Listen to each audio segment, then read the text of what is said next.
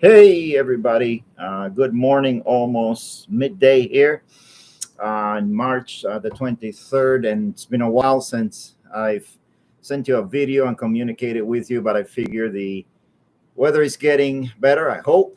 A little rainy today, but soon, hopefully, we'll have the enchanting sounds and good weather of spring. And I wanted to again use this opportunity to give you a video update. And I have to say, this video production thing, the game is up. Obviously, I'm gonna have to catch up, and we have seen a number of recent productions, but some of your children that were submitted for the DEI Women's History Month, and they surely know how to produce YouTube videos. So uh, I am feeling more and more like a dinosaur.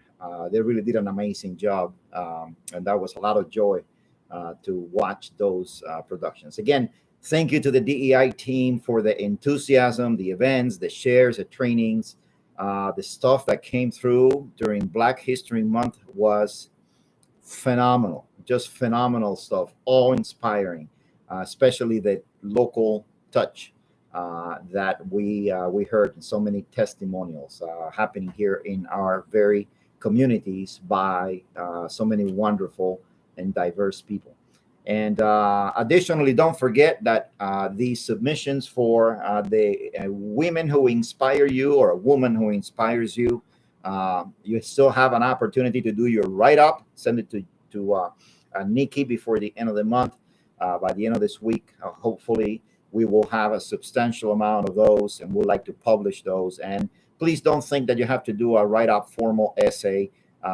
Just if you have some thoughts to submit, maybe a picture or a description of this person that inspired you or has made a difference in your life, do so.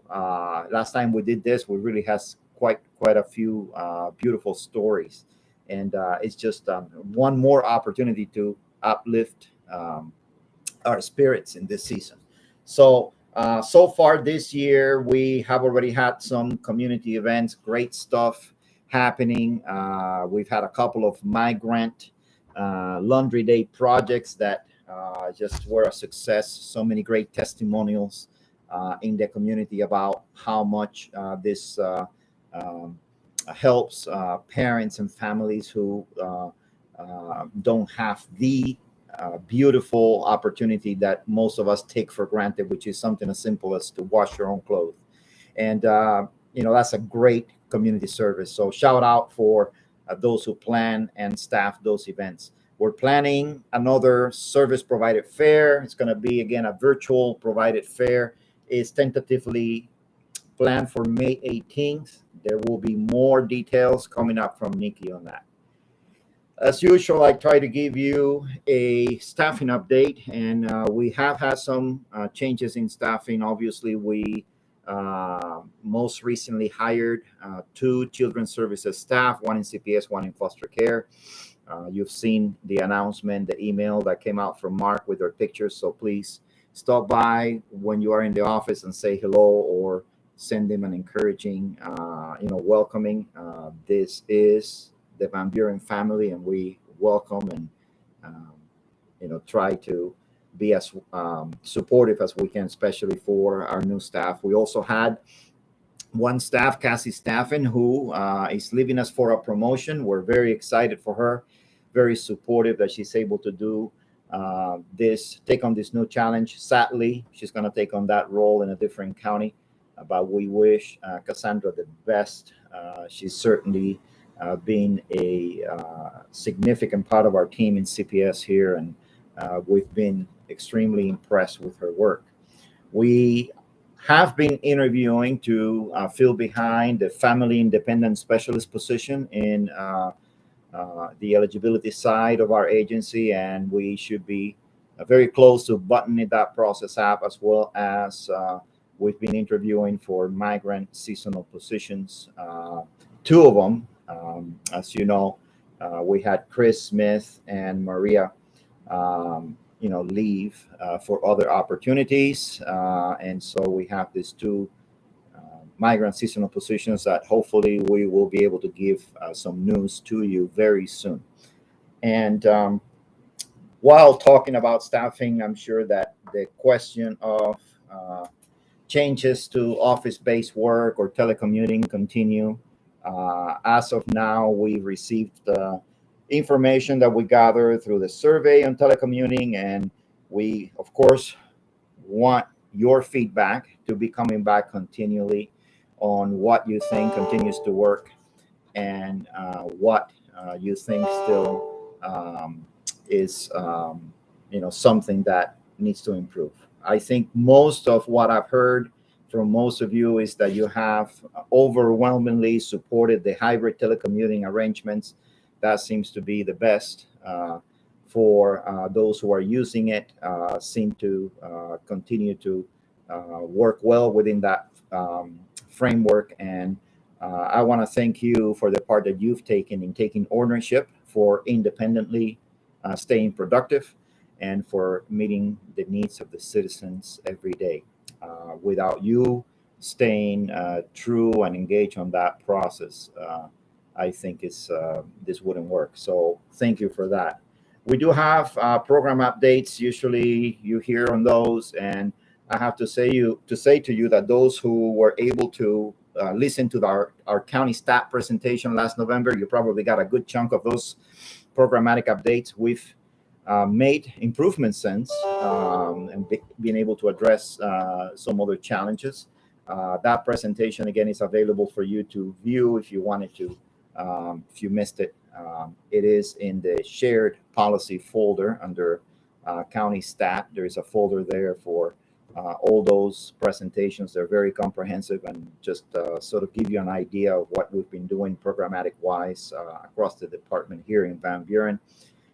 We have had the opportunity to address challenges in child welfare, and I want to highlight the work of our CQI team. This is the continuous quality improvement team led by Tiffany Milkey, and many of your colleagues are part of that, and they are amazing in looking at ways to do the work better. Of significant importance was our recent child welfare licensing audit, which we were able to come out favorably, maintaining a regular license. That's a very important piece for us, being able to place children, and we manage fewer citations than in years past. So naturally, we'll be writing up a corrective action plan as customary, but I want to thank each of you who worked to prepare so hard to have your records complete and to do good social work out there, good rationale, good documentation. All of that is critical to get a good audit result. And so we're very proud of your work and thankful for your efforts. In the eligibility side, we know we've been busy. And believe me, your efforts are not unnoticed. So far this year, we have experienced increased numbers in applications for assistance programs. Naturally, we are laser focused on FAP accuracy. I know that those efforts are intense with case reviews and corrections here and there, and I know that that's added to you. I appreciate your continued commitment to that.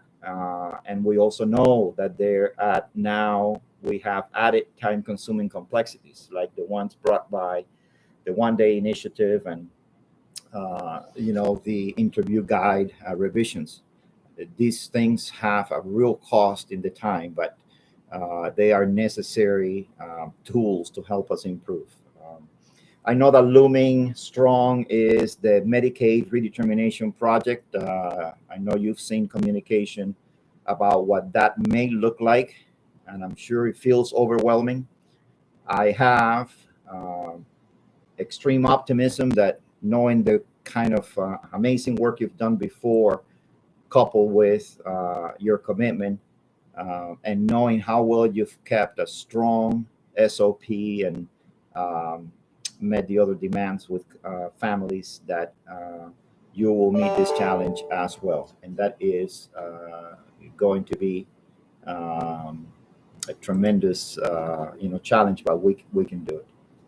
I want to give you again some final thoughts, as I tend to do in these videos. I want to focus on doing truth and hopefulness, which in the season is sorely needed. And, we're always faced with challenges, and it's likely that in the cycle of life, in the cycle of business, we are likely to continue to have to face challenges, and uh, there will always be new efforts, new initiatives, changes, and it can really feel pretty heavy because these new things, uh, new changes, improved policies and processes seem to pile up on top of our duties. And many times it feels like nothing is taken away, but simply more things added. And that's a heavy burden. I feel it. And I can imagine that you feel it even more with greater intensity since you are the ones that deliver services to the community and to the families. And so we're left with this idea that we can't really control or exert a lot of influence of what comes our way in terms of new initiatives and changes.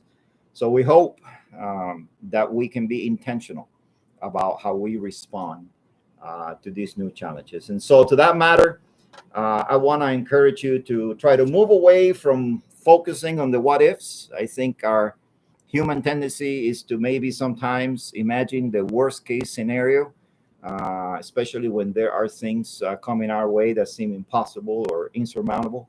But I want to encourage you again to stay away from those ants, those automatic negative thoughts, to borrow from our colleagues in the helping professions or in the therapeutic world.